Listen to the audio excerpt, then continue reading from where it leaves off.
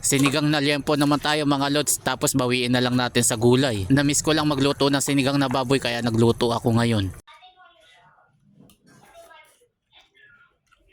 Iniready ko na muna yung gagamitin ko sa pagluto tulad nitong karne ng baboy, hiniwa ko lang sa katamtamang laki. Naiready ko na nga rin pala yung siling pansigang, sibuyas, kamatis at maglalagay din tayo ng gabi. Pagdating naman sa gulay, meron naman tayong sigarilyas at saka ng pechay. Hindi ko nga pala igigisa yung karne ng baboy, ang ginawa ko nga lang pala ipakukuluan ko na muna. Namiss ko kasi yung ganitong way ng pagluto ng karne ng baboy, yung pakukuluan ko na muna yung karne. Lagyan muna natin ng asin para magkaroon ng lasa at pakukuluan lang ito hanggang sa lumambot. Habang pinapanood mo ako, baka pwede mo naman i-comment kung tagasan ka para malaman ko kung saan napapanood yung aking video. Pag malambot na yung karne, pwede na natin ilagay yung mga ingredients. Inilagay ko na rin pati yung gabi.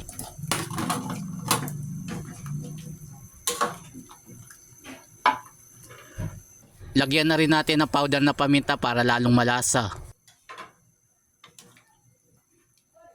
After natin mahalo, tsaka naman natin takpan para mapalambot naman yung gabi. Pati na rin mga ingredients na nailagay natin. After nga ng ilang minuto, heto na nga at malambot na yung gabi. Tapos yung iba naman, durugin naman natin para magkaroon ng kaunting lapot yung sabaw. Pati na rin yung kamatis, dinurog ko para lalong lumabas yung lasa at yung sarap niya. Kahit may kamahalan ngayon yung kamatis, bumili ako kahit 2 piraso. Masarap kasi sa sinigang yung meron. Pagdating naman sa pang-asim, sariwang sampalok naman yung gagamitin natin. Bumili ako na halagang 20 pesos. Pinakuluan ko nga pala yan ng separate at saka ko naman piniga at tinapon ko yung sapal. Iba kasi kapag sariwang sampalok yung ginagamit natin, pero kapag walang mabili, pwede na rin yung powder na nabibili sa tindahan. Halos ganun din yung presyo kaya laging sariwang sampalok na lang yung binibili ko. Dinagdagan ko pa ng kaunting tubig, medyo maasim pa at saka ko naman hinalo. Malambot na yung karne ng baboy at saka yung gabi kaya inilagay ko na yung sigarilyas. Kung nakaabot ka na dito sa bahagi ng aking video, baka pwede mo naman paki-like and share, at kung hindi ka pa nakapollow sa akin, paki-follow mo na lang ako para updated ka sa mga susunod.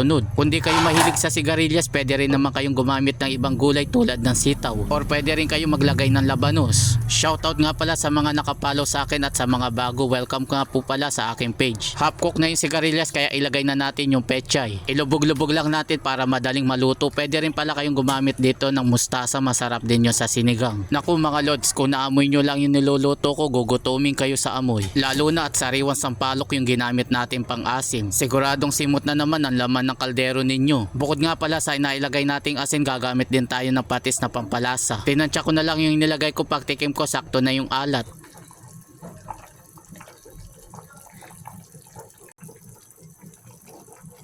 Dito na tayo sa exciting part mga lods, tikman na natin yung ating niluto. Iwas muna tayo sa white rice, dito muna tayo sa red rice mga lods. Masarap talaga yung sinigang kapag mayroon taba.